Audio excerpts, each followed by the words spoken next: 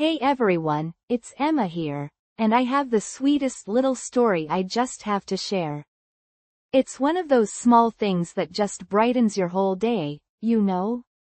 It's about a stranger complimenting me on my smile, and honestly, it completely made my week. I was just grabbing a coffee this morning at my usual spot, feeling a little tired and honestly, a bit frazzled. The line was long, the music was loud, and I was just lost in my own little world, thinking about all the things I needed to get done. And then, as I was paying, the woman behind the counter looked right at me and said, "You have such a beautiful smile." You will not believe the warmth that spread through me. It felt like magic. It was so unexpected and genuine. It instantly turned my whole mood around. It just goes to show how such a small act of kindness can have such a big impact. Honestly, I've been smiling all day since then. And you know what? It made me want to share this feeling with you. So, let's begin our exciting journey of English improvement together. Don't forget, new videos are released daily focusing on English speaking and listening skills to help you improve and enjoy your learning journey. Okay, so, you are not going to believe what happened to me yesterday. You know how I've been wanting to make these cool, little videos for my blog, right? Like, just short, snappy things, nothing too fancy.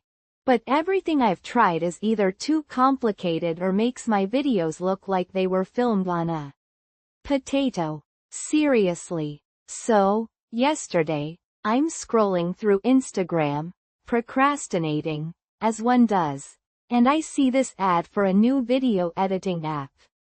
SparkleVid. The name alone screamed cheesy, I know. But the ad showed these amazing transitions, fun effects, and it all looked so easy. Plus, it was free to try. Free is my favorite four-letter word, so I thought, what the heck? Downloaded it. And oh my goodness, the moment I opened the app, it was like sensory overload. Bright colors, quirky little icons everywhere, music playing, like someone threw a party in my phone. It was almost too much, but also kind of fun. It was like walking into a candy store after being on a strict diet, you know? Tempting and slightly overwhelming. The interface, though, let's just say it was designed for someone with the attention span of a goldfish.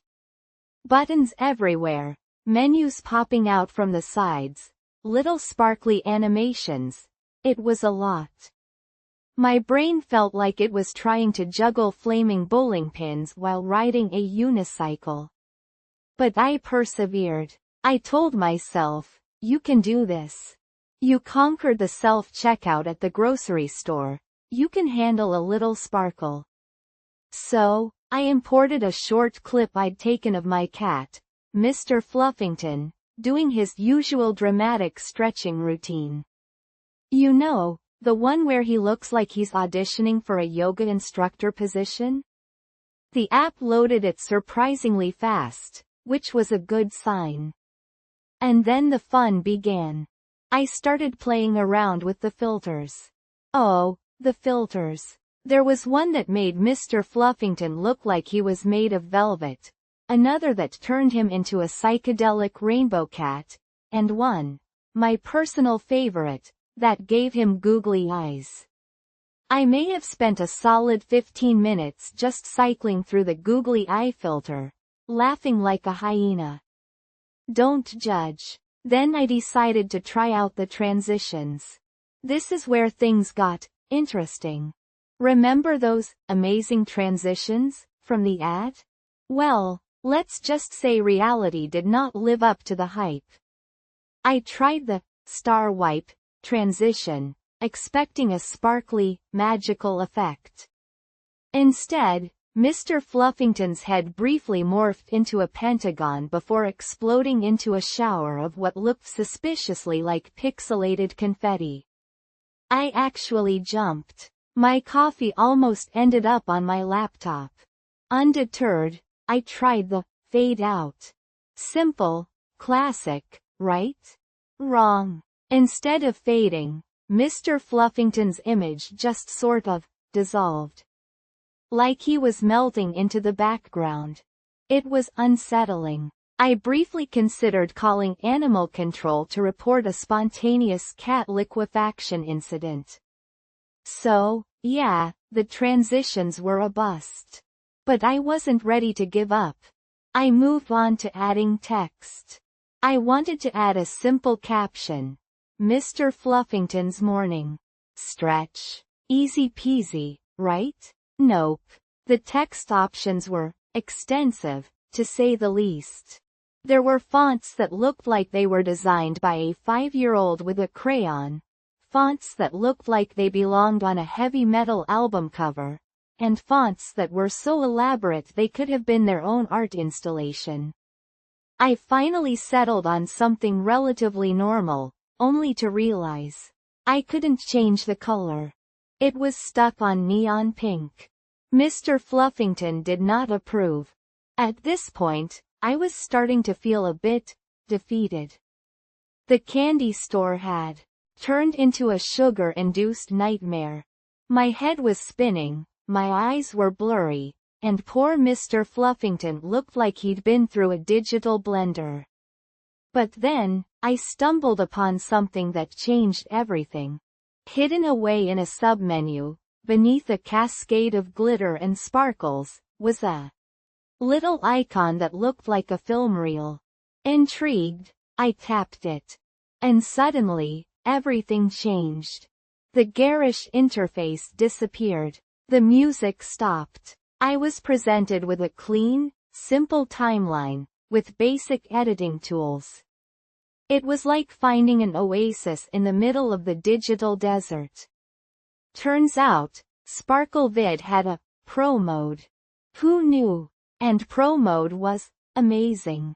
The transitions were smooth, the text options were sane, and I could actually edit my video without feeling like I was trapped in a fever dream. I was able to trim the clip, adjust the brightness, add some subtle music, and even create a slow motion effect of Mr. Fluffington extending his majestic paws. It was like the app had suddenly transformed from a hyperactive toddler into a sophisticated film editor. I spent the next hour happily playing around in Pro mode, tweaking my little video until it was, well, it wasn't exactly Oscar-worthy, but it was cute. It was fun. It was mine. I finally felt like I had found the video editing sweet spot I'd been searching for. The sense of accomplishment was immense. You know that feeling when you finally assemble a piece of furniture from IKEA without having any leftover screws? It was like that, but with less Swedish meatballs. I exported the video, uploaded it to my blog, and crickets. Okay, not crickets. But it didn't exactly go viral. A few likes, a couple of comments, you know, the usual. But that wasn't the point. The point was, I had finally found a tool that let me express my creativity, even if it was just making silly videos of my cat. And that, my friend, is priceless. So, what's the moral of the story? Don't be afraid to try new things, even if they look a little sparkly. You might be surprised at what you discover. And always, look for the Pro mode. It might just change your life. Or, at the very least, it might prevent your cat from looking like a melted rainbow. And that's something, right? Now, tell me, what crazy tech adventures have you had lately? I need to hear some good stories. I've got a feeling I'm not the only one who's wrestled with a rogue video editing app. Spill the tea. Okay, so, grab a cuppa, settle in, because I have a story for you. A story about a photo frame. Sounds mundane, right? Oh, honey, you have no idea. This wasn't just any photo frame. This was a testament to my, well, let's just call it my artistic vision, shall we? And my questionable DIY skills. You see, my grandmother, Nana Rose, she had this incredible photo of her and my grandfather, taken on their honeymoon in Venice. Black and white, slightly faded, but the love? Radiating. Pure magic. She kept it tucked away in a drawer, almost like a secret treasure. And I thought, that photo deserves better. It deserves a frame. Not just any frame, mind you. A handmade frame. By yours truly. Now, crafting isn't exactly my forte. I'm more of a spill coffee on myself while attempting to adult kind of person. But Nana Rose, she inspired me. She was always knitting, crocheting, creating something. And I wanted to make something for her. So, I marched myself down to the local craft store. The smell, that intoxicating mix of glue, paint, and possibility. I wandered the aisles, overwhelmed by glitter, ribbons, and tiny wooden ducks. Why so many ducks? My original plan, and I use the term plan loosely, involved seashells. Because Venice, right? But then, I spotted it. A pile of driftwood. Various shapes, sizes, weathered and worn by the sea. It felt right. Like a whisper from the Venetian canals themselves. I grabbed a few pieces, some strong adhesive, and, because why not? A small bag of iridescent blue beads. Don't judge me. Inspiration strikes in mysterious ways. I also picked up a miniature saw. Have I ever used a saw before? Nope. But hey, how hard could it be? Famous last words, I know. Back home, I spread everything out on my kitchen table, which, let's be honest, was usually covered in takeout containers. I felt a surge of, I don't know, artistry? Is that even a word? Like Michelangelo staring at a slab of marble, only instead of David, I was envisioning a slightly wonky photo frame. I started by trying to saw a piece of driftwood. Let me tell you, sawing driftwood is not like sawing butter. It's more like sawing a very stubborn, salty rock. My arm ached, sawdust flew everywhere, and the piece of driftwood, well, it looked like a beaver had taken a bite out of it. I took a deep breath. Okay.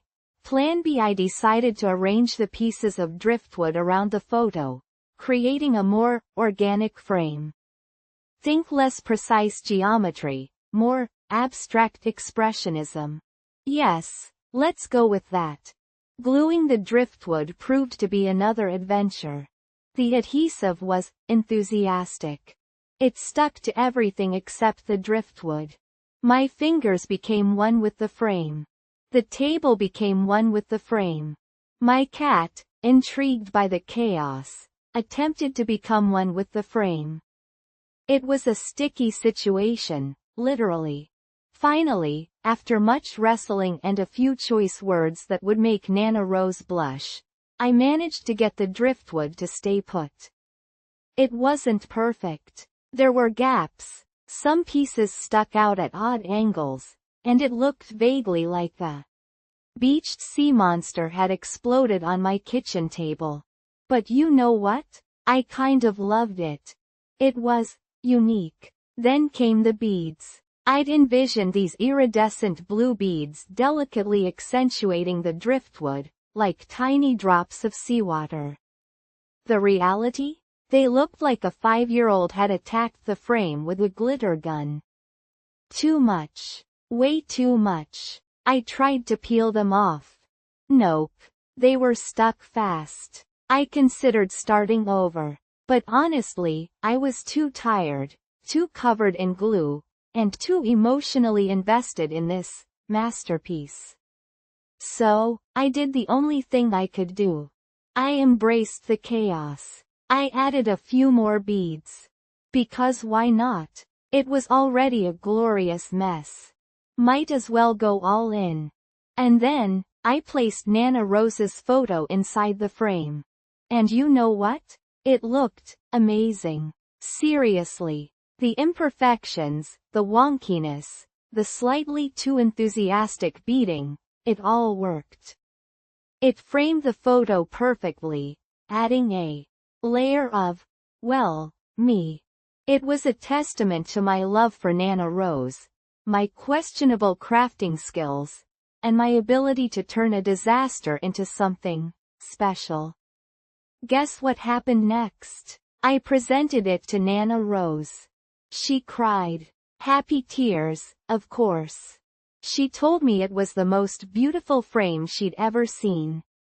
And you know what? I believed her. Not because it was objectively beautiful, but because it was made with love. And sometimes, that's all that matters. So, there you have it. The saga of the handmade photo frame. A story of glue, driftwood, iridescent beads, and a whole lot of love. It wasn't perfect. It was messy. It was me.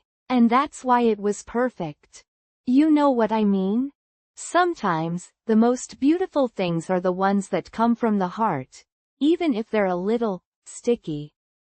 And now, every time I look at that photo, I remember that crazy crafting adventure, and I smile. Because it wasn't just a frame. It was a memory. A memory made with love, laughter, and a whole lot of glue.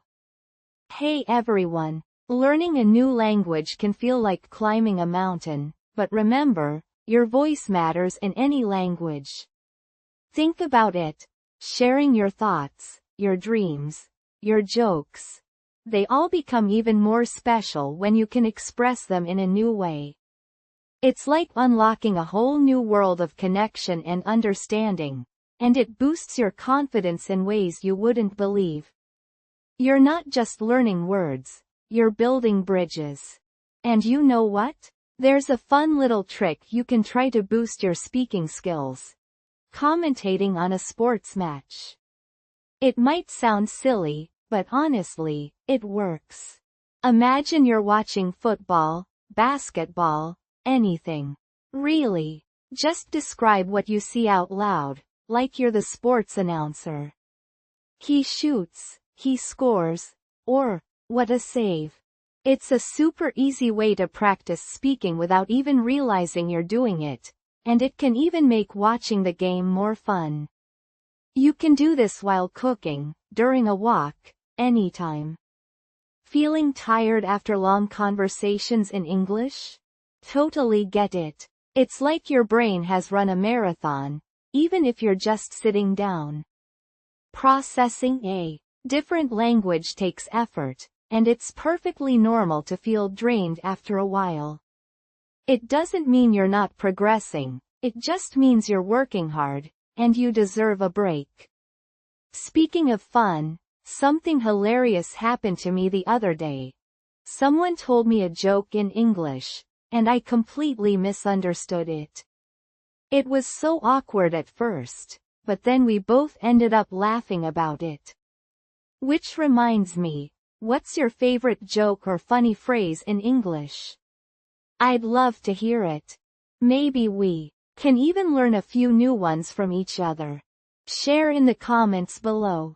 So, you know how everyone got into gardening during, well, that time, right? Everyone and their goldfish suddenly had a sourdough starter and a windowsill full of herbs. And me? Well, I caught the bug too. Except my windowsill was a rather ambitious balcony. A tiny concrete rectangle jutting out from my apartment, barely big enough for 2 chairs and a small table, but in my head, it was a sprawling Tuscan vineyard, just waiting to happen. Now, I've never been known for my green thumb. My history with plants was more brown thumb, if I'm honest. I once managed to kill a cactus. A cactus. I watered it too much. Irony, much? But something about that period, with everyone baking bread and nurturing tiny seedlings, made me yearn for a connection to the earth, you know? Even if that earth was a bag of potting soil from the supermarket. So, picture this. Me, armed with a YouTube tutorial on balcony gardening for beginners, a collection of mismatched pots, some chipped, some plastic, one alarmingly shaped like a frog, and an optimism that bordered on delusional. I'd ordered seeds online, tomatoes, basil, peppers, even a packet of strawberries, because hey, why not dream big? My balcony faces east, which, according to the internet, is ideal for morning sun.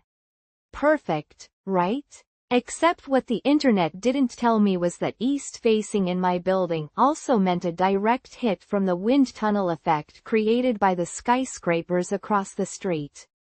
So, my idyllic vision of gently swaying sunflowers was more like a scene from a windstorm movie, with tiny plants clinging on for dear life. The potting process itself was an experience. Let's just say that potting soil is a lot like glitter, it gets everywhere. My balcony, my clothes, my hair, everything was covered in a fine layer of brown dust. I even found some in my teacup later that day. It was like nature's way of saying, honey, are you sure about this? But I persevered. I planted those seeds with the tenderness of a heart surgeon, whispering encouragement to the tiny specks of life nestled in the soil. I watered them religiously, following the instructions on the seed packets with the precision of a chemist. I even started talking to them. Don't judge me. Everyone talks to their plants, right? Right? Days turned into weeks, and nothing. Just dirt. Brown, lifeless dirt. My Tuscan vineyard dream was starting to look more like a dust bowl. I was convinced I'd somehow managed to kill even the seeds. I started to resign myself to a balcony filled with nothing but windswept dust and the lingering scent of potting soil. Then, one morning, as I was about to dump the whole lot and admit defeat, I saw it. A tiny green sprout, pushing its way through the soil in one of the tomato pots.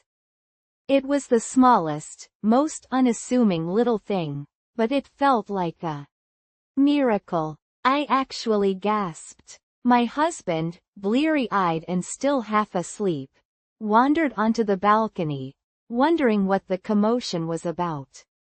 It sprouted, I exclaimed, pointing at the tiny green speck like it was the Hope Diamond. He squinted. That's a weed, isn't it?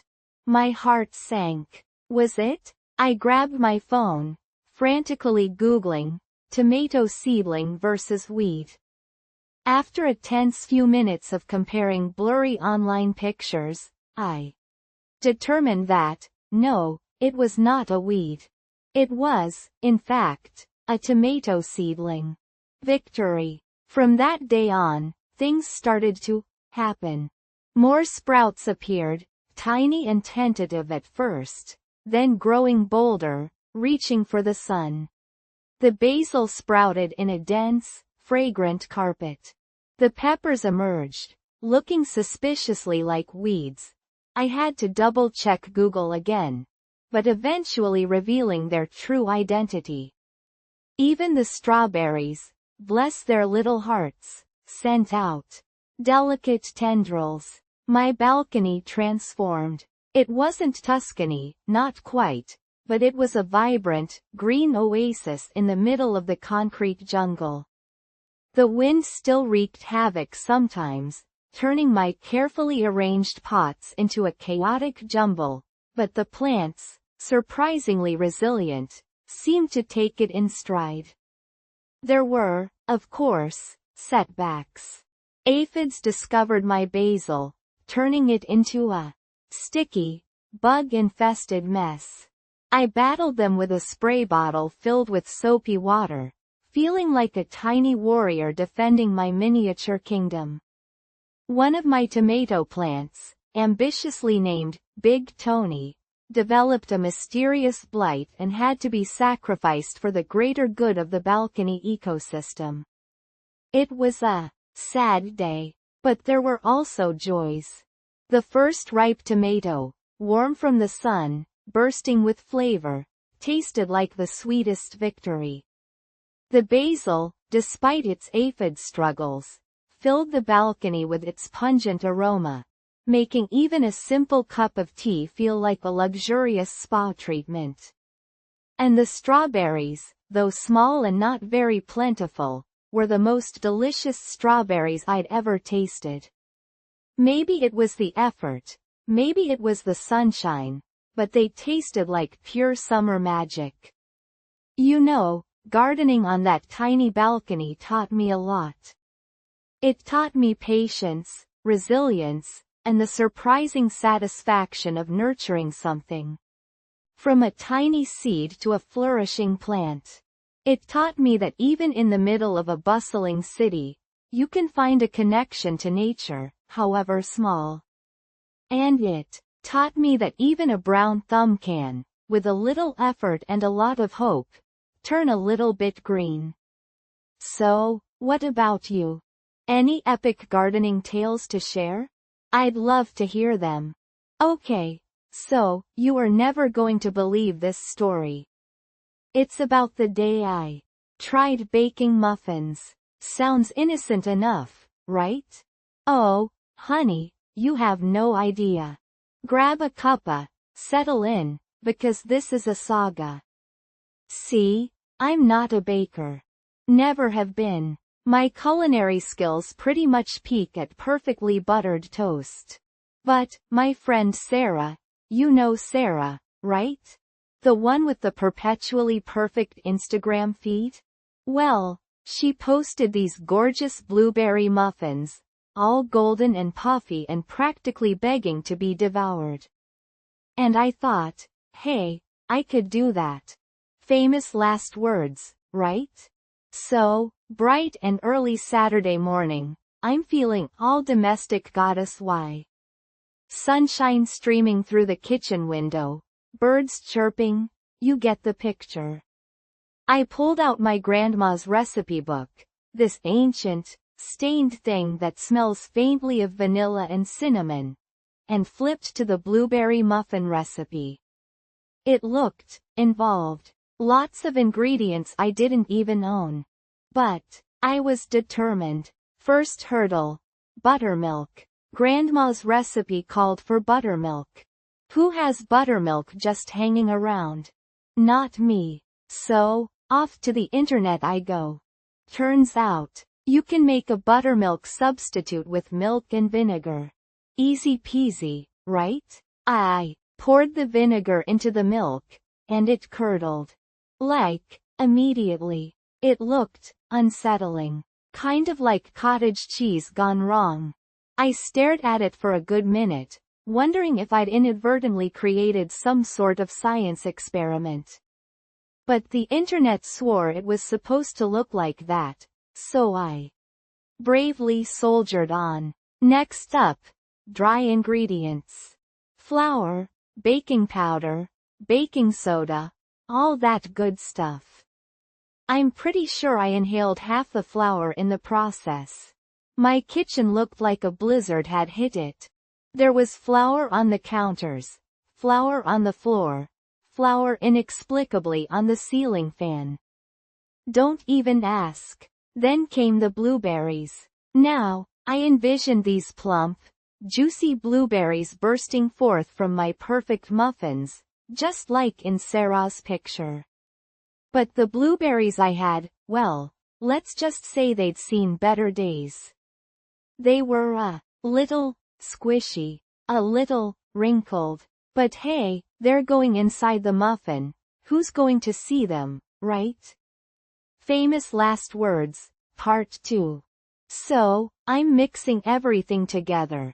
And this is where things really start to go downhill. The recipe said to fold the ingredients.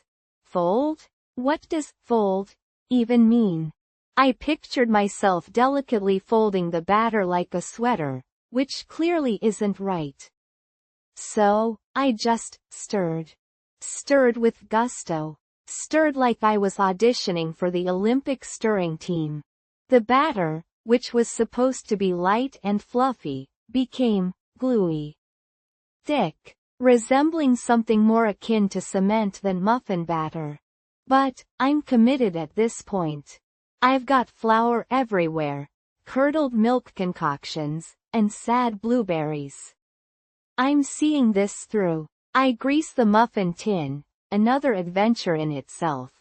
Let's just say cooking spray is deceptively slippery. And spoon. More like plop. The batter into the cups. They didn't look like Sarah's muffins. Not even close. They looked like, well, they looked like little mounds of gray goo. But, into the oven they went. Now, the recipe said to bake for 20 minutes. 20 minutes. I set the timer, poured myself a much-needed glass of wine, and sat down, picturing myself basking in the aroma of freshly baked blueberry muffins. 5 minutes in, nothing. 10 minutes in, still nothing. 15 minutes in, a faint, slightly burnt smell. Oh! I peeked through the oven window. The muffins, they weren't rising. They were spreading. Like, really spreading. They had completely overtaken their designated muffin cups and were now merging into one giant, amorphous blob. 20 minutes. The timer goes off. I open the oven. Smoke billows out. My eyes start to water. The smell, it's not blueberry. It's not vanilla. It's burnt. Burnt something. I can't even identify it. I pull out the muffin tin. It's a disaster. One giant, burnt, congealed mass of muffin-like substance. It's stuck to the tin. It's stuck to the oven rack. It's basically a culinary crime scene. So, what did I do? I laughed. I laughed so hard tears streamed down my face. What else could I do? I took a picture of the monstrosity, which, by the way, never made it onto Instagram, and sent it to Sarah with the caption, "Nailed it." She called me immediately, howling with laughter. She confessed that her perfect Instagram muffins were actually store-bought. Store-bought. Can you believe it? All that effort, all that flour, all that burnt, whatever that was, for nothing. We ended up ordering pizza and spending the afternoon laughing about my epic baking fail. You know what? It was a disaster, yes. But it was a funny disaster. And sometimes, that's even better. The kitchen, however, took days to clean. I swear I was still finding flour weeks later. And the smell, that lingering burnt smell, it haunted me for a while. So, yeah, that's the story of the day I tried baking muffins. I haven't attempted baking since.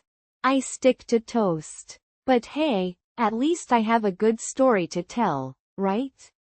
You know what I mean? It's a reminder that sometimes, things don't go as planned.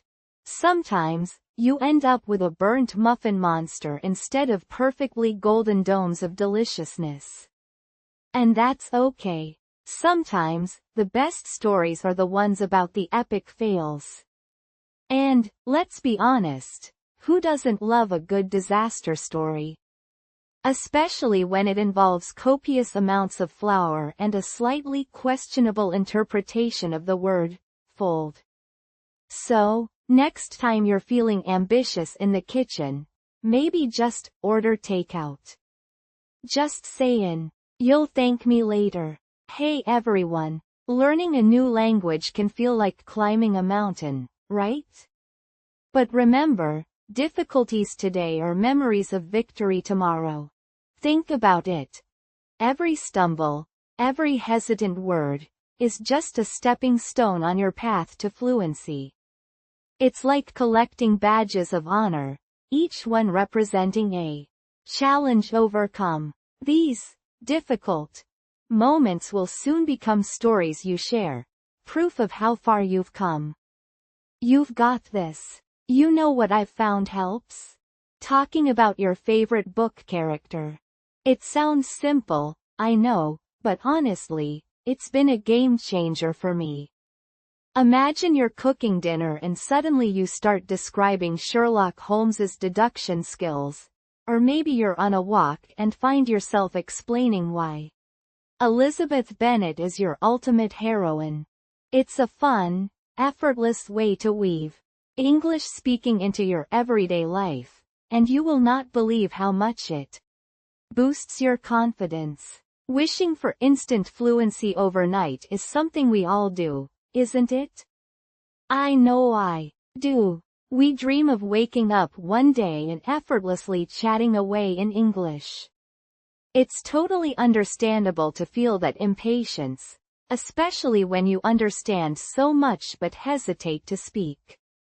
It's like having all the ingredients for a delicious cake but not knowing how to bake it. But trust me, the journey itself is just as rewarding. Each conversation, however small, is a step forward. And you know what? I remember feeling completely stuck one day, overwhelmed by a tricky grammar rule. It felt like I'd hit a wall. It made me wonder, how do you stay motivated when English learning gets tough? I'd love to hear your tips and tricks. Sharing our experiences can be so powerful. So, let me know in the comments below. I'm really curious to hear what keeps you going. Okay. So, picture this. Me, right? Always been a bit of a dreamer. Head in the clouds, literally. I mean, who hasn't fantasized about flying? So, when I saw a Groupon for indoor skydiving, I'm talking vertical wind tunnel, the whole shebang, I was like, this is it. My chance to taste the sweet nectar of flight without, jumping out of a perfectly good airplane. I dragged my best friend, Sarah, along. She's the pragmatic one, the voice of reason. Me? I'm the impulse buyer, the one who signs up for pottery classes and then forgets to go. But this was different. This was flying. We arrived at IFLY. This massive warehouse-like building with a giant glass cylinder sticking out of it. Inside, it was all sleek and modern, with that distinct chlorine smell you get at swimming pools, which I found a little odd. Probably from sanitizing all that wind, right? Who knows? There were people everywhere. Kids bouncing off the walls with excitement, nervous first-timers like me, and seasoned pros who looked like they'd been born in the wind tunnel. We checked in, signed waivers that basically said, if you turn into a human pancake, it's on you, and were ushered into a small room for training. Our instructor, a guy named Kyle with a permanent wind-swept look. I swear, his hair never moved, even outside the tunnel, explained the basics. Hand signals for relax, bend your legs, don't panic and turn into a human corkscrew. The essentials. He made it seem so easy. Just arch your back, relax your limbs, and let the wind do its thing. Piece of cake, right? Wrong. We geared up. Bright blue jumpsuits that made us look like oversized toddlers, earplugs, helmets, and goggles. I felt a mix of excitement and pure terror. Like that feeling you get right before you go on a roller coaster, that stomach-dropping anticipation. Finally, it was our turn.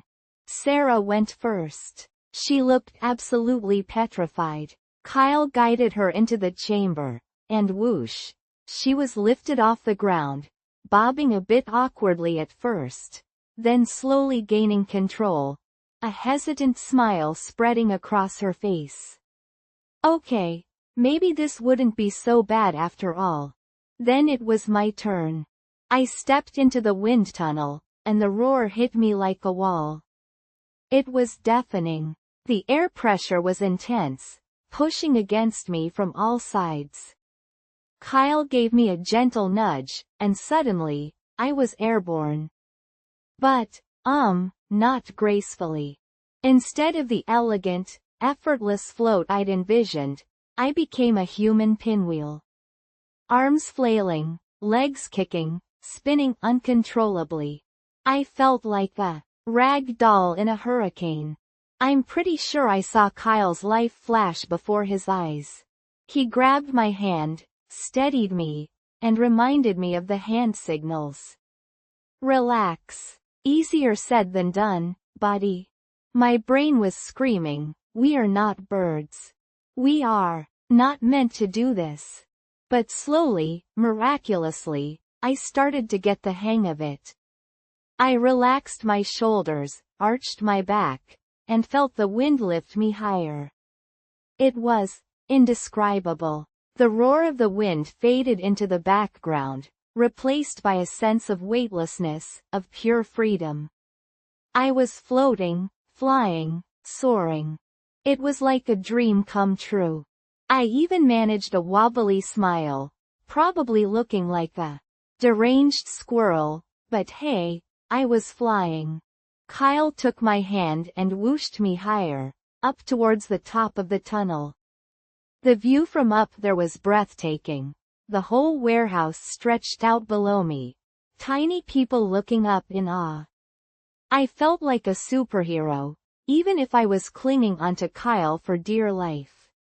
Then, just as quickly, he brought me back down. My legs touched the ground, and the roar of the wind returned, pulling me back to reality. I stumbled out of the tunnel, grinning like a lunatic. Sarah ran over. You were amazing. But, you looked a little spastic at first. I laughed. Yeah, well, there was a slight learning curve. But you know what? I flew. I actually flew. We watched the other flyers, the experienced ones doing flips and spins and all sorts of crazy maneuvers. I was in awe. Maybe one day, I'd be like them, graceful and effortless. But for now, just experiencing the pure joy of flight, even for a few minutes, was enough. We left IFLY buzzing with adrenaline, our hair windswept. Finally, my hair cooperated, and our cheeks flushed. It wasn't quite like jumping out of a plane, but it was the closest I'd ever come to realizing my childhood dream of flying. Later that night, replaying the experience in my head, I realized something. It wasn't just about the physical sensation of flying. It was about overcoming fear, about pushing myself outside my comfort zone. It was about that exhilarating feeling of achieving something I never thought I could do. You know what I mean? That feeling of, wow, I did that. It's a feeling I'll chase again. And maybe, just maybe, I'll go back to IFLY. Maybe I'll even try one of those flips. But first, I need to work on my landing. Because, let's be honest, the human pinwheel look isn't exactly my best. But hey, even a slightly spastic, out-of-control flying squirrel has gotta start somewhere, right? Right? Okay. So, picture this.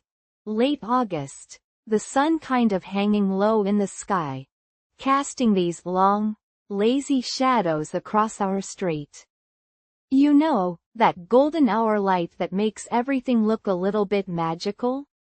Well, That's exactly the kind of evening it was when the idea of a neighborhood potluck first popped into my head. We'd moved in about 6 months earlier, and while we'd waved hello, exchanged pleasantries about the weather, we hadn't really connected with anyone. I craved that sense of community, you know? That front porch sitting, borrowing a cup of sugar kind of vibe I remembered from my childhood. So, I thought, what better way to break the ice than with food?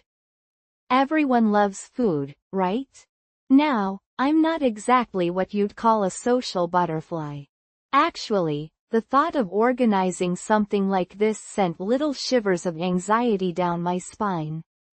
But, I figured, if I kept it small, kept it simple, it would be fine. Famous last words, right?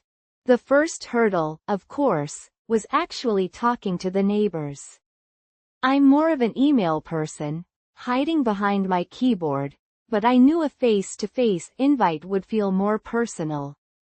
So, I took a deep breath, grabbed a stack of brightly colored index cards, I'm a sucker for stationery, what can I say, and started walking. Our street is a mix of everything, young families, retired couples, a few students renting houses.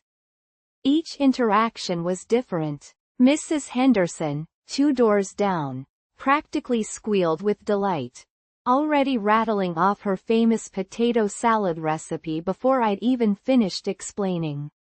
Then there was Mr. Garcia, across the street, who peered at me suspiciously over his newspaper, grunting a noncommittal, maybe.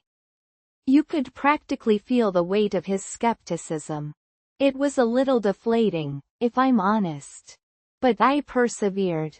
Back home, I spread the index cards out on the kitchen table, a colorful mosaic of responses.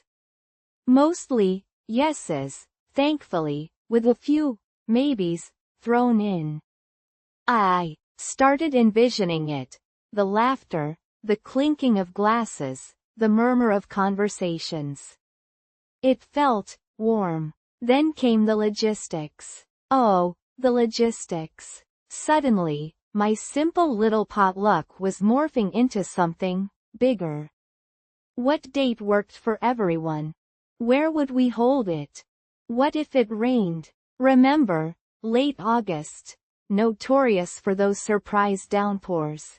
My head started spinning. After a flurry of emails, yes, I retreated back to my keyboard comfort zone. We settled on a Saturday evening, a week later. The park at the end of our street seemed like the perfect spot. Big open space, picnic tables, a playground for the kids. Perfect, right? Wrong. Turns out, you need a permit for gatherings in the park. A permit? Who knew? Cue frantic phone calls to the city's Parks and Recreation Department, navigating automated menus and holding music that sounded suspiciously like elevator jazz. Finally, after what felt like an eternity, I managed to secure the coveted permit. Victory. Small victories, people, small victories. The day of the potluck arrived in a flurry of activity. My kitchen became a whirlwind of chopping, mixing, and baking. I decided to make my grandmother's apple pie, a recipe passed down through generations. It always felt like a little piece of home, and I hoped my new neighbors would enjoy it. But, of course, things don't always go according to plan, do they? In the midst of my pie-making frenzy, I completely forgot about the whipped cream. And let me tell you, Grandma's apple pie without whipped cream is just wrong. So, with the oven timer ticking down, I made a mad dash to the grocery store, weaving through Saturday morning shoppers with my hair slightly askew and flour dusting my cheeks. You know those movie scenes where the frazzled protagonist runs through the streets in slow motion? It was kind of like that. Except, less glamorous, more panicked. Back home, the pie was cooling, the whipped cream was chilling, and I was a mess. But a happy mess, you know? That good kind of tired where you feel like you've actually accomplished something. As the afternoon wore on, neighbors started arriving at the park, each carrying a dish covered in foil or tucked inside a wicker basket. The air filled with the delicious aroma of grilled chicken, baked beans, and something mysteriously spicy that I couldn't quite place. Turned out to be Mrs. Rodriguez's incredible chorizo and potato hash. Life-changing, I tell you. Kids darted around, their laughter echoing through the trees. The picnic tables filled up, a patchwork quilt of different families, different backgrounds, all coming together. And Mr. Garcia? He showed up. Not only did he show up, but he brought his wife and a giant Tupperware container filled with the most amazing empanadas I'd ever tasted. He even cracked a smile. It was a small moment, but it meant so much. As the evening deepened, the sky painted itself in shades of pink and orange. The conversation flowed easily, jumping from gardening tips to local gossip to shared memories of childhood summers.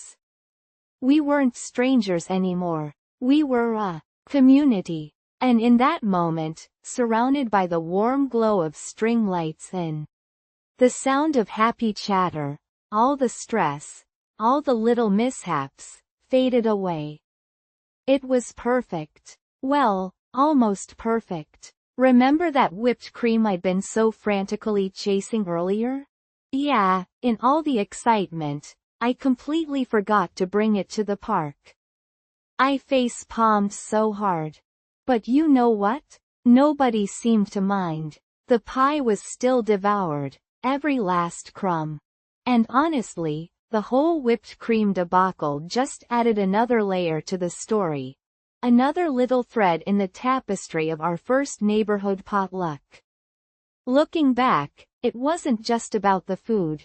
It was about connection, about taking a chance, about stepping outside my comfort zone and creating something beautiful. It was about building a sense of belonging, one shared dish, one conversation, one slightly burnt pie at a time. And that, my friend, is how I organized a neighborhood potluck, and how I learned that sometimes, the most rewarding things in life are the ones that require a little bit of chaos, a little bit of laughter, and a whole lot of heart. Well, thank you so much for watching and staying with me through this whole video. I really appreciate you spending your time here and connecting with me. I love sharing these moments with you all. You know, before we go, if you like what you see, please do subscribe, like, and share these videos so you can stay updated with new daily content focused on English speaking and listening. And it made me wonder, are you visiting any relatives or friends soon? It is always so lovely to hear what everyone is thinking about, and sharing your plans is a great way to practice expressing yourself in English and connecting with others in the comments below. I was just thinking about that as I watched the leaves change color outside my window. See you tomorrow, and remember to take good care and keep practicing.